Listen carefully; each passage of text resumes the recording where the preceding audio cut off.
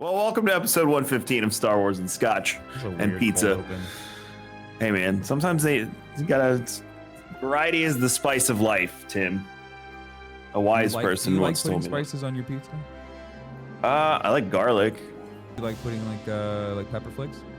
Sometimes, depends on the pizza. Depends where I am. Like if it's a white pizza, which I can't eat anymore because dairy, I would do pepper on white pizza. Right. I gave you your first white pizza when we went to King's Coast 2 years ago. Wow, when you say it like that, it sounds very sexual. Holy shit, Kevin. I promise you I did nothing to the pizza. We were in New York visiting King's Coast, and he got a white slice of pizza. If you don't know what that is, it's no sauce, 4 cheeses on pizza. That's it. That's all it is. No sauce. Emphasis on no sauce. Do I have to say that over and over again? No sauce. But yeah, Tim had his first weird episode. I'm going to try and work pizza into every conversation. Like, hey, do you think the Mandalorian culture has a version of pizza? Welcome to Star Wars and Pizza. That's right. We decided to rebrand. Sponsored by Papa John's. By Papa John's. Shaquille O'Neal will be our guest next week. Holy shit. That would be cool. That would be so cool. What do I have to say? King's Coast, kingscoastcoffee.com. Oh man, there's some good stuff coming at the end of the month. Barrels are being used. I think Wayne talked about it though, right? Didn't he? Yeah, there's literally a fucking TikTok about it. Oh, there you go. All right. So Heartbreak Reserve, and then what is it? Barrel aged what? I keep getting confused because I'm like operating in April right now mentally. I don't know. I don't know what barrels we used. I don't know. Anyway, there's good coffee, kingscoastcoffee.com. I'm drinking it this morning. You need to drink more. I didn't drink any yet because it's too hot. I'm going to take a sip now of this delicious King's Coast coffee, and you're all going to listen to it. Oh, I was hoping the broadcast. Oh, it's still really hot, but so good. Oh, it burns. It's delicious, though. But it hurts. Jesus. kingscoastcoffee.com. It was Mayday, by the way, that I'm drinking. Good old Trevor. Mayday's getting a makeover, by the way. So if you want the Mets bag, get it, keep it, because it's gonna change soon. Because Trevor's right. It'll be a relic. Trevor signed a 1-year contract with the A's, so I sent the thing to Pete. I was like, Trevor said we should redo the bag, and actually, we told Trevor we were going to redo the bag, and Pete's like, I gotta go with green and yellow. This is gonna be fun. So Mayday will have a new bag going into the new baseball season. Go, Trevor! Let's go, Trevor. Tim doesn't watch baseball; he just watches Trevor. Yeah, if Trevor's playing, let's go, Trevor. And if they win, let's go, Trevor. Oh man, kingscoastcoffee.com. So yeah, if you want the Mayday bag, get it because it's not going to be blue and orange for much longer. Anything going on at Lab 77? Not yet. Not yet. We're still planning. We're gonna get a new machine. I was gonna say you purchased a new machine, didn't you? Yeah, we got some new stuff coming. We can do some new things, so that's exciting. Cool. Yeah. And then that's all I got. And then making it weird for me and Tim. GCX will be here before you know it. GCXevent.com. Get your tickets. Huge announcement coming at the end of the month involving the after party for GCX this year. So stay tuned. It's gonna be August 4th. I think Tim that we have gone above and beyond with this after party. I think this is going to be well received and something folks have been asking for many years, in my opinion. If not, they're going to hear about it. I got a lot of problems with you people. Well, Bad Batch. Go ahead, say it. I know you're dying to say it. Say it. Filler episode. There it is. Yeah, I had very little interest in this episode. I found myself checking my phone. I tuned out real quick. All right, glad it wasn't me. I was like, man, this is just a pod race episode. It's cool. Riot race. It was okay. Oh, he was pod racing with guns this time. Cool. Yeah. It was like where the fuck did Hunter and Echo go? On a mission to deliver some nuggets. They're delivering nuggets? Like, what is this? Chicken. I guess it's the Star Wars version of chicken nuggets. I think that was the inside. I think that was like a Mandalorian reference. All I want is my chalky milk and chicken nuggies. I mean, hey, Sid's a business person. She needs to get stuff done across the galaxy. So if she's getting paid to deliver chicken nuggets, then she's gonna get chicken nuggets delivered What a weird episode. I like the droid, and then they killed the droid. multiple times. Yeah, I mean, like he was cool. That was a neat looking droid. That was very new to me. Don't get attached. Yeah, we got to see that. What are they called? Hold on. The Dewutons. Dewutons. Mhm. That was the other guy. The first time we saw them was in episode 7, and I was like, "Is this the same dude?" It's not the same guy. Nope. Malegi, the guy's name. So yeah, it really. I would say, Tim, this time. I will say, yeah, this is 100%. Can we just all agree that this was actually a filler episode? I don't want to see Like- tweets like, "Oh, it's a filler episode." No, I'm right. When I can smell out a filler episode a mile away. That was a filler episode. Yeah, 100%. that had no bearing on the greater. It did nothing. It didn't drive Star the Wars story universe. in any direction other than they did Sid a favor, and so Sid now owes them. That's it. That's the only thing they could have taken 5 minutes. Yep. I'm a little disappointed. It is what it is, my friend. It is what it is. It was a fun watch, but I'm excited for next week. Yeah. That's it. That's it. That's all Kevin's got. That's it. That's All it. There wasn't much in this episode. It was.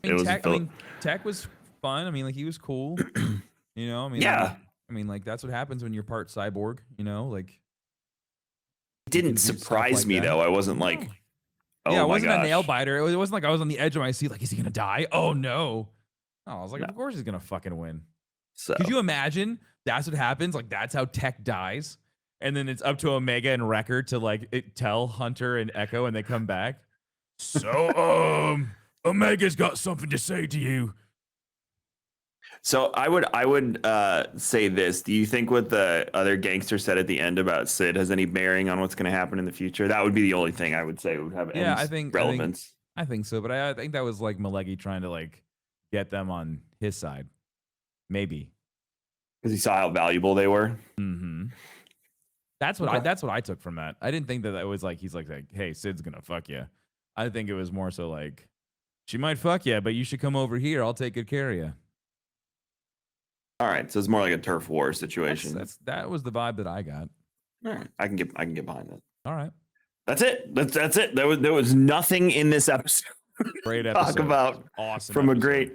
I mean, it was fun. Again, it was fun, but it didn't hold my interest like the previous ones. I will say that much. Nah. So yeah, what I will say caught my attention. Did you watch the one from Monday Night Football? The trailer? I watched the latest one. Okay, yeah, the one that premiered on Monday Night Football. Yeah, I went to bed. We got home because we went to Colorado, and I was exhausted, so I didn't even stay up. I watched like highlights on ESPN and then went to bed. I watched the second quarter, and then I waited for the trailer, and then I watched the Cowboys drive down the field right out of the gate, and I was like, all right, this game's over. So it must have been right after the interception, because when I saw the interception, I turned it off. What quarter was that? Second quarter? Second. Mm-hmm. Well, there's 6 minutes left. No, they waited. They did it at the end of the halftime show. They premiered the trailer. Yeah, so it came at the end of the halftime trailer or halftime show. I went to bed. Which the fact that they're having musical artists for like wild card playoff games halftime show now is like a little bit of a reach, but they're really trying to drive that viewership. They know that people aren't tuning in. I got Thanksgiving. Like my sister was over the moon that the Jonas Brothers were performing on Thanksgiving. Like that was cool. And everyone's sitting on the couch. Like I get that, but like Monday night. First of all, Monday night playoffs was weird. Second, anyway, football. So the Mando trailer. A lot of the scenes were scenes we've seen already, but there was some new stuff. And significant new stuff. So I pulled the Easter egg list from Games Radar, who does a really good job of pulling Easter eggs out. I will say before we jump into that, the one part that stood out to me the most was one of the scenes that they didn't show at Star Wars Celebration. So all of that stuff I saw at it was the leaked trailer from Celebration. The only things that they added, which I thought was really, really cool, was the TIE fighters. Yes. So the TIE fighters are, so whose cell are we going to go up against? Because Moff Gideon's he's captured, he's arrested, and sent off to New Republic prison. So this could be one of the other admirals that went off into deep space, like at the end of Aftermath. Gideon could also be out by the end of the season. Well, I mean, maybe. But what if they introduce a new bad admiral? Grand Admiral Rampart, Hmm? or he's Vice Admiral, I think. My favorite asshole. Kevin. Imagine. There's a handful of admirals that at the end of the Battle of Jakku, In Aftermath. They go off into deep space. What if it's my girl? That's what I'm saying. Oh man, live action Sloane. I'm in. Because listen, it would be another another bad female lead like we had with in Obi-Wan. Yes, her. Yeah, so having starts with an R. another like a lead female or antagonist, having a female bad guy, if you will, like, ooh, that sounds like fun. Evil females are like all the rage right now. Think about it. You got Lilith in Diablo 4. You got what's her face in New World. It's the new hotness. Yeah, I'm all for it. I'm here for it. Villains. Yeah, I would like to see more. Villains. I would like to see more female villains. I'm down for it. So yeah, maybe if Admiral Sloane. Oh God, live action Admiral Sloane gets me very excited. She's such a badass character. Ahsoka with Thrawn. Yeah, it would make sense, and it would bring pieces of the universe together that they need to connect to keep continuity in the story. Because right now they have so many fragmented things because they're trying to tell stories around the Skywalkers. And it's difficult. So you do need to tie it to the greater story at some point. We'll see it in just a few weeks. So excited. March 1st, dude. Second thing that the folks at Games Radar picked out was the Kowakian monkey lizard hanging out in the trees. That was good. That was a fun one. Obviously, we don't know if it's Salacious B. Crumb, who is the Kowakian monkey lizard we know very well. But I would assume it's not. No, because there's we even saw them in the first season. They were like in cages and stuff, and they were cooking one. That seems to also be Navarro, very built up. Is it? Because he's greeted by Apollo Creed. He'll always be Apollo Creed to me. Hey, Apollo. Rock. I mean, I guess so. It looks so clean and pristine. Like what? It was a few months. What happened? How did they do that? Well, he said they were becoming a huge trading port and like running legit and all that stuff. So it would make sense. Yeah. And droids can do labor a lot quicker than humans. So it being built up in a few months wouldn't be out of the question either. I mean, it looks really pretty. And maybe that's what they come back to. Like, holy shit! Wow, look what you've done with the place. You've really cleaned it up. Yeah. In this shot with Pelimoto, I'll read it verbatim. In a few moments in the trailer, a red and white astromech can be spotted. This droid is in fact R5-D4, who malfunctioned while Luke Skywalker and Uncle Owen were checking out the droids for sale in A New Hope. That meant they purchased R2-D2 instead, and the rest is history. Now, R5 hangs out with Pelimoto in her shop on Tatooine. The droid can also be seen in the pod of Din Djarin Starfighter, so it looks like it's off on an adventure in Season 3. Holy shit, R5 gets to go off with Din. That's so good. It's fun. That explains why Grogu's sitting in his lap and not in his back pod, because he must have put R5 in there. That's awesome, dude. Because I noticed that in the last season, which I thought was really cool. I thought that was just an Easter egg. I thought that was just like a little throwback. But knowing that he's going to be like the main droid for Din, that's so good. I love how Star Wars always gives like the lead hero a droid. Everybody has a droid. Yeah. And I always thought Mando was the exception because he has Grogu. But now he's got Grogu and a droid. Fantastic. How far are you into Battle for Jeddah? I haven't started it yet. I just finished Convergence. All right. Yeah, there's a droid situation in there that I was going to ask your opinion on, but I'll wait till you dive into it. So with the appearance of Pelimoto also means that Tatooine is back. I hate sand. It's coarse. Of course, it gets everywhere. It's everywhere. Interesting thing that I caught in the trailer, and I was like, oh, okay. Order 66 flashback in the trailer looks very reminiscent of the Order 66 flashback from Book of Boba Fett, which to me screams that we're going to get more information on what happened to Grogu during Order 66. And to put it in the trailer means it's probably going to be significant information as to what happened to Grogu during Order 66. Book of Boba, you mean in Obi-Wan? No, Book of Boba Fett is the was Order 66 flashback for Grogu. Oh, right. The Obi-Wan one is what's her face, whose name we can't remember. Riva. Riva's flashback. Right. But it looked a lot like that too. That's what I thought of. I mean, it's just because it's in the temple in the inside. I'm tired of being traumatized by Order 66. What is Filoni's obsession? Buckle up. I mean, it's think about how significant the moment is and the turning point. So for anyone who is affiliated with the Jedi Order, it's a big freaking deal. Grogu using his who's gonna I guess hopefully we'll figure out who either closes him up and pushes and hides him or takes him. That's what I'm hoping. You know, that's where my head is at when it comes to them showing it in the trailer. Yeah, makes me think like we're finally gonna figure out who was the one that got him out of the temple. I wonder if they're gonna handle it like they did in season 1 with Din's flashbacks during the Clone Wars. If it's gonna you're gonna get one little bit every so often, and then you have to go back and then at the end they piece it all together. So you have that aha moment at the end. So when Quinlan Vos gets Grogu out of the Jedi Temple, are we all gonna be surprised? Honestly, that would make a lot of sense. Give the people what we want. We want live action Quinlan Vos, for the love of God. And don't say he was in episode 1. I don't care about that scene.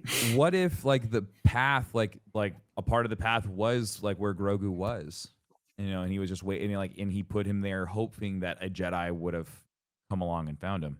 I mean, Quinlan's not stupid, so he would be in the know there on what's happening with him. So I don't know.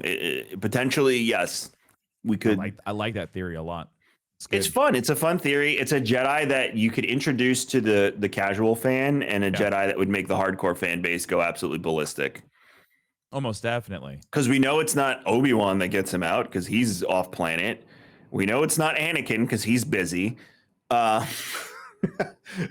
running out of. We know it's not Ahsoka because she's off planet. Yeah, she's on the ship with the clones. We know all of our go-to Jedi are busy during this time. We've seen their stories, so it has to be someone, and I really hope it's not someone new. The only other thing I could think of is and it would completely screw the timeline from Legends, but if you wanted to introduce a Legends character like a Kyle Katarn or something, that would be your moment. But Kyle Katarn's supposed to be post episode 6, so yeah, I think it would be more in line that Mando would run into him or something on the frontier. It could be Cal Kestis. No, I'm just kidding. No, we know what happens to Cal during. Everybody wants Cal Kestis to show up live action. Sure, but we know what happens to him. We play through it. You can firsthand experience that trauma if you'd like. So yeah, it has to be someone like that. If it's even someone we know, it could be a new character. I hope it's not. I do hope they do drop someone we know in there, but Kit Fisto. No, he's busy too. We know where he was. They're all busy. So it definitely has to be someone that you didn't see. You haven't seen in a while. Which I feel like Quinlan's the only one. What if it's the librarian? I said that last time. What's her name? She has a name. Isn't she dead though? Doesn't Anakin kills her in the comic book? Ah, shit. God, that might be Legends though. He's really inconvenient. That might be Legends where she gets killed. Let me see. Star Wars, Jedi Temple. She's a full flesh character. She's in the book. She has backstory. I forget her name. What is her name? Try Archives.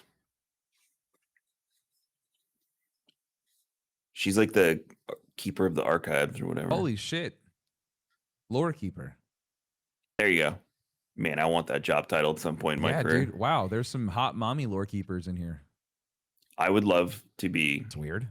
There's a guy at Bethesda that I love because he is the lore keeper for Elder Scrolls. That's his job, Tim.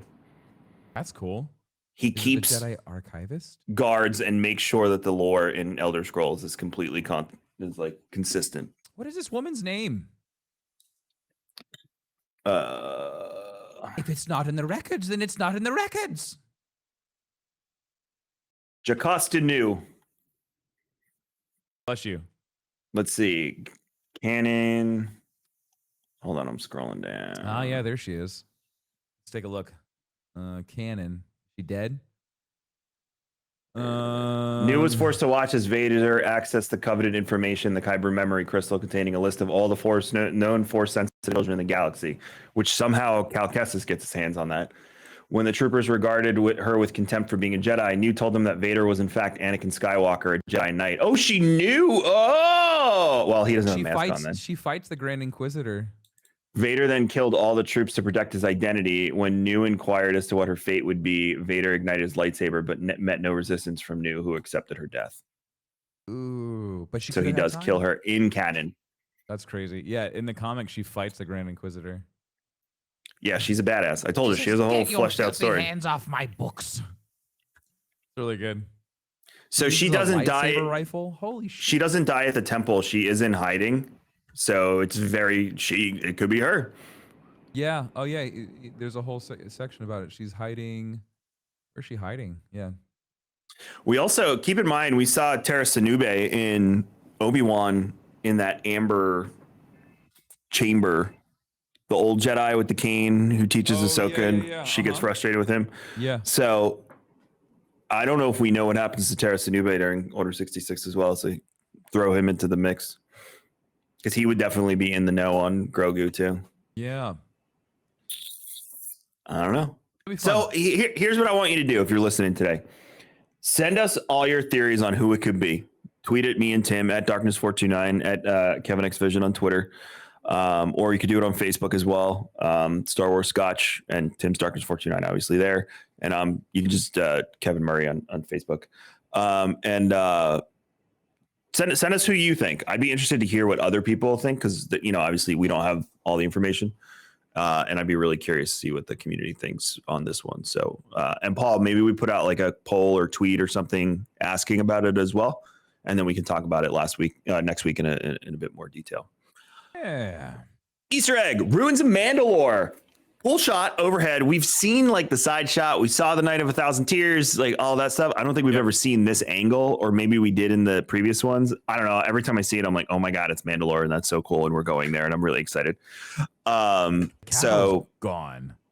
Like, it's decimated. It's decimated. If that is the capital, because there's a lot of like different cities that had that same dome structure around it, but I would assume that's the capital city.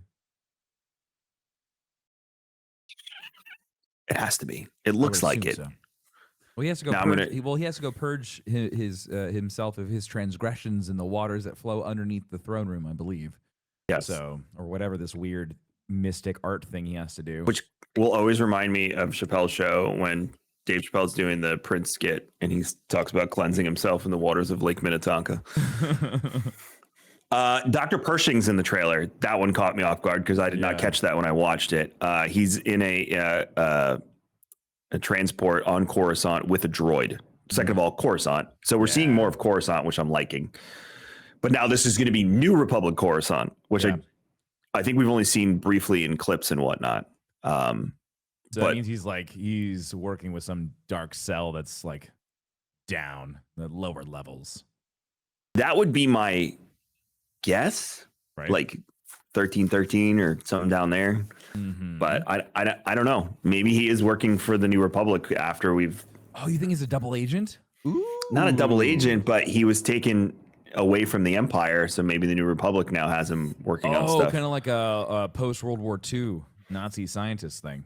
Yeah, exactly. I like that idea too. So I don't know. We'll see. But it was interesting to see him and the fact they brought him back. The highlight of the trailer for me is all of the Mandalorians in the beginning, and then the Mandalorians fighting on what I would assume is on the ground in destroyed Mandalore. Mm-hmm. It looks like I forget which Vizsla Jon Favreau's character is, but it looks like he's back. Yeah. We saw the armor in the trailer, but then we're just seeing all these other Mandalorians, which I'm sorry, for 20 something years at this point, I have dreamed of seeing that moment in live action. And it just made me, I screamed like a child. I was like, and I had seen it already. It didn't matter, but I still screamed and yelped again. And my wife like jumped like, what's wrong? I was like, it's colors. the helmets. It's just it's so cool to see after playing all the games, discovering all the Mandalorian lore and legends, and now having it put back together in this and like run with it, John and Dave. Run with it. Do so much more with Mandalorians. To me, they're just as interesting as any Force user in the galaxy. Hell yeah. Just as interesting. So yeah, it was good. yeah, I'm over the moon seeing like all of them, and I hope that brings them back into the universe and we get to see them more.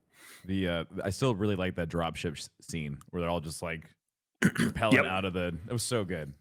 Yeah, no, it's gonna be fun. I hope it's just like action packed the whole way through. Like it feels like it is. It feels like this is gonna be like just an over the top action set of episodes for us. I feel like everything involving the Mandalorians is going to be epic AF. Yeah. Like this season. I think this is their moment. Like this is the 20 years we've waited with Star Wars and this is it. But I wonder if this is when like are we going to see like the internal struggle of like what's the faction now called? The Night Owls? No. The new version of The Way? Yeah. Yeah. The Children of the Path. Or Children of the Way. Called. What is it called? It's been so long since we watched Mando. I totally freaking forgot. Isn't it Children of the Way? Children of the Watch. So, do you think we're gonna see? Do you think we're gonna see like how like Death Watch became the Children of the Watch? So, or, like, do you think this is gonna be like Death Watch gonna be like, hey, like we're here and it's time for us to take over again? I think they're gonna work together to take Mandalore back and establish that piece of lore. Like Mandalore's back, but it's still a pile of rubble. So now we need to rebuild our society. Okay, well this guy has the Darksaber, but he doesn't want it. Yeah. Well, too bad. Well, then the Mandalorian problem that they've had for centuries kicks in, where it's like, well, I want to challenge him to a duel so I can get the Darksaber and be. I think that's what's going to happen is they'll unite. Yeah. It won't be the end of the season. Right. Because now we get to deal with all the politics of the fact that they took their planet back, and now they're Game of Thrones this shit. Oh yeah. What other culture in Star Wars can you do that with besides the Sith, who we can't do that with because we're not in that era of Star Wars? They're the only two cultures that are that warlike. I mean, there's probably other ones, but the Chiss. You know more about the Chiss than I do in canon. No, the Chiss is all political. It's really exhausting. They just try to screw each other from they just backstab and blackmail each other. So there's no like actual like real fighting. Okay. Moving along. Babu Frick. Well, is that actually Babu Frick or is that just no? It's his species. They're called the Anzellans. I doubt it's Babu Frick, but my God, they're adorable. Adorable. Look, I mean, look. Cute. I'm looking at the picture right now. It's just so cute. Little what were the Furbies? They remind me of Furbies. They remind me of something you'd seen like Dark Crystal or like some Jim Henson creation. Yeah. But I mean, they all knew each other, like Henson and Spielberg and Lucas. They were all buds, so not shocked. But yeah, no, it's so cute. I want to see it. Are they gonna like build something? And I just love the way they talk. It's hysterical. So also, okay, the final thing is there's a droid cantina shot. Did you notice that? I didn't. There was also a droid in there that looked a lot like Chopper, but no one's saying it's Chopper, so I'm keeping my mouth shut on that one. That would be really weird for him to be off on his own. Yeah, it's during this time period. Model. Unless that means we're meeting Hera this season. Ah, shit. No, why would they introduce her in Mandalore or in Mandalorian? Why wouldn't they introduce her in the Ahsoka show? Because but we see her in the trailer. They like to do this shit, Tim. You know that. Damn, their fan service. I don't know. No one has said it's Chopper, and I've scoured the internet, so I'm keeping my mouth shut on that one. I'm looking at the season 3 trailer real quick. Anyway, in the droid cantina, there's a ton of B2s just hanging out in there.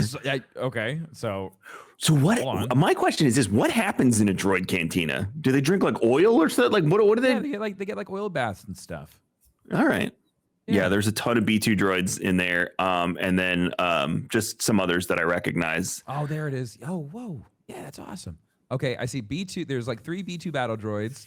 The guy behind the bar is the same droid from Jabba the Hutt's Palace. palace down there. That does look like R2D2, but it's not R2D2. No, it's probably just an R2 astromech. There's a medical droid there. Unless Luke is back this season for some reason. Oh, fuck. I don't see Chopper. No, it's not this scene. It was in passing in another part of the trailer. Okay.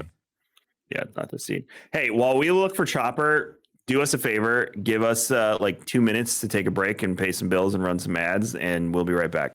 So Mandalorian Season 3, we're just a few weeks away at this point. It's so exciting. It's going to have to get up even earlier to watch episodes of Bad Batch and Mandalorian. Oh, man. How long does Bad Batch go for? Bad Batch goes beyond Mandalorian. It's 16 episodes, I think. Oh, no. I think it runs to the end of March. And it runs through Fallen Order too, sequel. Wait, hold on a second. Okay, so I'm going back and watching this trailer. The TIE fighters that are chasing the ship, that's not Mando's Naboo fighter. It looks like Luthen's ship. Oh, yeah, it does. You're right. Oh, my God. Wait, Luthen couldn't show up in this. He'd be way too old. No, but like that, yeah, they're trying to. So unless he changes ships at some point, but he's still in the Naboo fighter. I have a question for you. So you saw the part in the trailer where he picks up like what looks like that ancient Mandalorian helmet, right? Yeah. Do you think they're going to bring in the like? And I know it's canon already, but do you think they're going to go for like the Mandalore lore, like the person, the warlord Mandalore lore? You know what I'm talking about, right? Yeah. I mean, like we saw the big skull over the hideout. The Mythosaur? The Mythosaur skull that was over there, and that was the insignia of Mandalore. Right. So like for them to lean into that more, yeah. I mean, like I feel like they should. Okay, I found it. Is that it might just be R5 that I'm seeing. It's at 49 seconds. I think it's R5. You could see how I could get confused though in a quick. Yeah, it's R5 going up into the cockpit or into the droid spot for the Naboo fighter. But you could see how I could get confused in a flash second though, right? No. Oh, fuck you. Yeah, yes. I mean, like you do a Star Wars podcast, Kevin. You should know better. Oh yeah, here we go. I get corrected at least. What are the fireworks for? I was curious about that as well. Yeah. Maybe it's is it Liberation Day, the day they celebrate Empire falling? I mean, that would make sense. Could be. Perhaps. Maybe. Because that's what they replaced. Didn't they replace Empire Day with Liberation Day or something along those lines? They may have. That might have been something in Aftermath. I don't remember. I loved the episodes with after Empire Day. I was like, oh my God, this is the most like neat Nazi freaking fascist bullshit. Yeah. And they so round good. them all up and put them in the town square. Now go celebrate with a gun behind them. Yeah, it's not. That's the shit that they need to show more of in Star Wars. Like that's why I appreciated Andor so much, because they really showed the dark side of the fascism. Empire. They showed, they showed what the Empire was actually based off of. And so it's like they talk about it in the books, but they don't show it enough. So like that, I really appreciated that. For the Ahsoka show, they're bringing back Loth Wolves, but they're doing it in live action, which is pretty awesome. So Ahsoka's wolf will reportedly be nicknamed Doom, which we know Doom from if you've watched Rebels. Doom. Which is notably due to season 4 of Star Wars Rebels. In the animated series, a white Loth wolf continually appeared to Ezra Bridger and Kanan Jarrus, often saying the word Doom to them. The giant wolf in Rebels isn't a direct reincarnation of Kanan, but part of Kanan still lives inside the wolf. Aww. And the series director Dave Filoni said himself that Doom Wolf couldn't exist until Kanan had died. Bro, is Freddie Prinze Jr. gonna be showing up? Maybe. Holy I shit. still think, man, again, I go back to like the botched ending of episode 9 and how everyone on the internet has done it better by having all of them, all their voices and stuff. Oh, God. So this makes a lot of sense to have like a live action like animal, like or like what you would see, you would assume is, especially with Ahsoka. Well, no, the reason why is Favreau did all that. He did all this for Lion King, and he did it for Jungle Book, Yes. and he did it well. And so it's like this will look really, really good. I'm very, very excited. If it's anything like what they did for those movies, like it's gonna feel really natural. It's gonna look great. Yeah, like did you ever see the behind the scenes for how they do like the VR, the HTC Vive controller tracking? Yeah, because that was and that was the precursor to the volume, was yeah, exactly how they And so did that. Yep. And so it was like, but for them to do all of that with the animals, it was so cool because they're doing it like in Jungle Book. They had a live action person. Yep. They had the kid who's interacting with these props, but then you see it in the Unreal Engine while they're doing it live. It's really cool. Do it live. Very, very cool. Yeah, no, plus that too, which means I have a feeling Ahsoka's owl will probably play a bigger role in the show based on what you just said too. Yeah. Like it'll be a little bit more meaningful. They may even connect the dots that's the sister. I hope so. I really do. If they dive into that aspect of Star Wars in live action, that's a can of worms. It makes sense to do it in Ahsoka as well. It would feel out of place in the other shows, but for like Ahsoka is the closest thing we have to Rebels, and Rebels kind of went off into that more like mysticism stuff and like the veil, the stuff on Dathomir, which is really, really cool. So it makes sense for Ahsoka to be a little more leaning towards that and not so like heavy in the action that we'd get in Mandalorian. Ahsoka's also one of the 3 that went to Mortis. It was her, Obi-Wan, and Anakin that went to Mortis. Well, she almost died. They all did.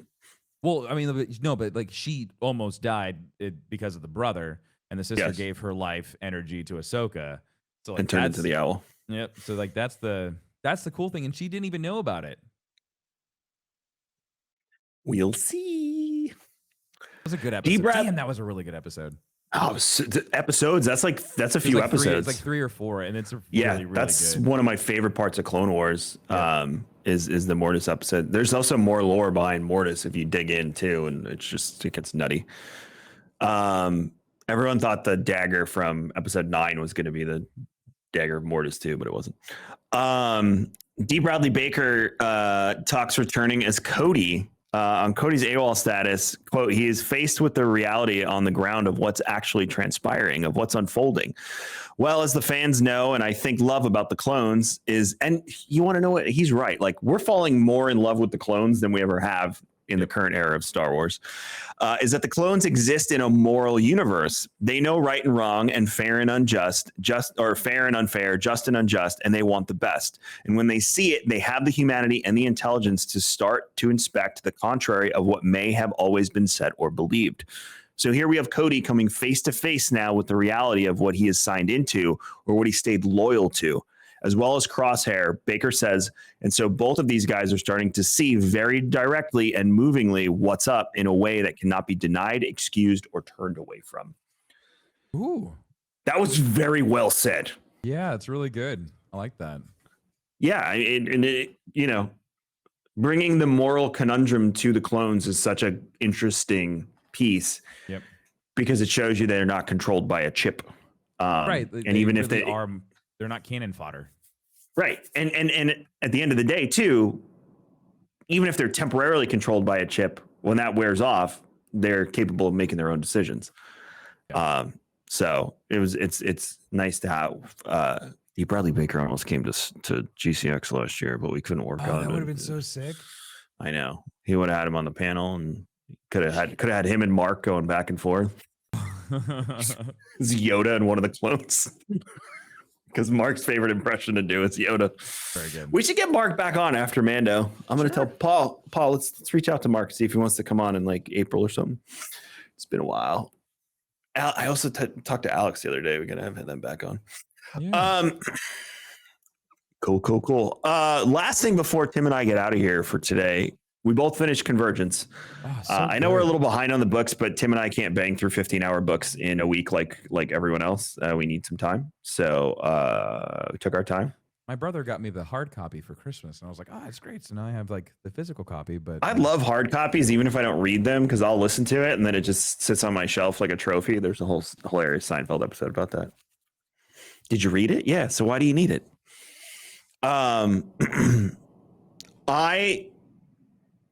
This was not my. I know this is your favorite High Republic book It's one now. of I would say it's one of my favorite. I think still like Into the Dark is still Into the like, Dark is my favorite. Into yeah. the Dark is still like up there. Is like, damn, that was a really good High Republic book. But this one's really good too. I felt like this could have been like a show, or like this could be material for a show. I really enjoyed just like the way that like it was like a roller coaster ride of like what was going on between two systems, like these two planets that share a moon. It was this really cool, like just like almost like drama, like a And Star Wars drama. we know the peace treaty works in the end Yeah. because Iram and Arano in the phase one of High Republic are united. They have the two queens rule both planets collectively. So we know that the Union eventually works. I can't tell you what's happening in Battle of Jeddah, but it's still, the struggle is still there to unite the two planets. I'll just say that. Yeah. I'm about 2 hours in. It's a fully voice acted drama, by the way. It's not a book. Oh, cool. It's like the Lorna D book. I really like the Lorna D book. I love it. And it's only 6 hours. So it's, you just Okay. bang right through it. I like I said, I'm about 2 hours in. So it's really, really good. But for this book, I will say this, and this is like hot take. Although it wasn't my favorite book, it produced my favorite moment in the High Republic to date. Yeah. Like I felt the emotion of the wedding scene, dude, while that was I was listening so to good. it. And that's the reason why it became my favorite book, because the way that was illustrated for me, like in my head, it was just like it felt like a movie scene. Like this whole idea of like They had the bounty hunters music, show up, they're fighting the Jedi, the wedding music's going on. And like these two lovers are being united, and she pulls out a fucking pistol and shoots a bounty. It was just so good. They're saying their vows with the co-chancellor of the Republic like leading the ceremony. She's in a dress like pulling blasters out of her garters and her boots and stuff, and he's black, and they're like literally shooting bounty hunters while they're saying their vows, and the Star Wars music's playing in there. If you have not read this, I'm sorry, but like, oh my god, it could be a Star Wars like drama movie. It was just I don't think a book has hit that well in such like an emotional good moment in a while. Like we've had our moments with all the Star Wars books, and I've been reading some other books that are good, but that moment was so good. It was so well written and so well voice acted and described. Oh, like one of the best book moments in Star Wars history, in my opinion. It's just really so good. And like you said, the mental image of them, like just like, pow, pow. I thought of like what was it, Mr. and Mrs. Smith? Yes, that's what it felt like. Yeah, it was fun. It was really, really good. I really liked the what the fuck is his name? The son, the spoiled brat. Axel Greylark. Axel Greylark he was fun. Really enjoyed his character a lot. Yeah, I mean, like everybody was enjoyable. I mean, like what was kind of fun is that the Jedi were kind of like a sub piece to the story. Like they weren't really like they were there, but it was really mainly about like Arano and Iram and like this whole like how these systems work and stuff. It was really cool. It was mostly about Gela was the main Jedi for this one, and I didn't like her at first, but by the end of the book, like I liked her a lot towards the end. Yeah, and I felt her pain with Axel because betrayal was big for her. Well, she was definitely like teetering on the line of like flirtation with him, where she kind of like you could feel it like, ooh, there's some sexual tension here. But yeah, I mean, like it makes a lot of sense when like you feel like you could trust someone wholeheartedly, and because she couldn't read him, she had a hard time reading him, and I think that's why she got so fixated on him. Yeah. And because you didn't read the book before this, the bad one. No, and that's why you got introduced to the mother towards the end.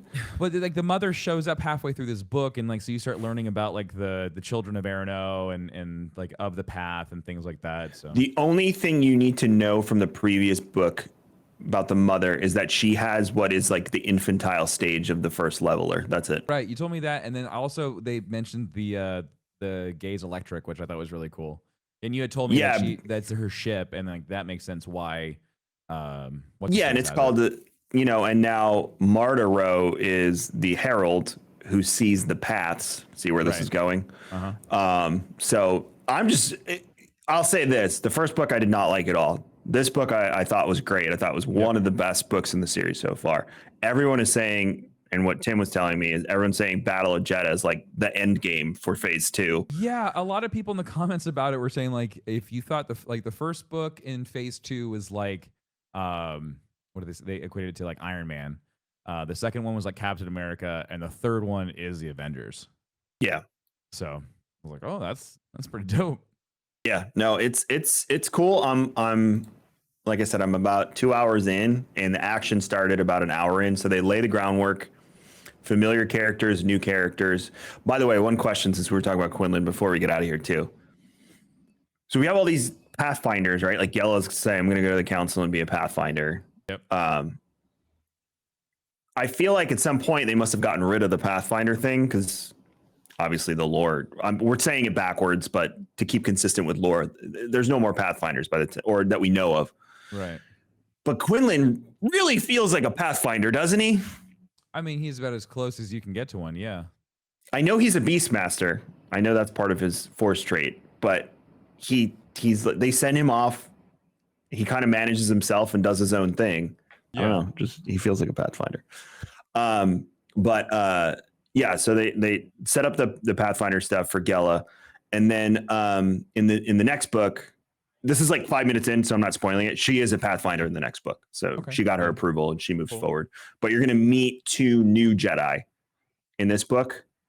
One's going to remind you of Stellan Gios big time. But I can't say anything. The action starts about an hour in, so they're going to lay the groundwork for you for the first hour. You're going to meet familiar characters. You're going to meet these new Jedi. They talk about the union between the prince and the princess, and how, all of the political trouble. They're not in it, so there's an ambassador from Iram and an ambassador from Arano, who don't like each other. And then things go from there. There's a Santeca in it too. I won't tell you his place, but there's a Santeca in it as well. So, and again, with the Gaze Electric, the paths, and we have to get, is her name, is it Lori Santeca? The one that Markion had in the ship?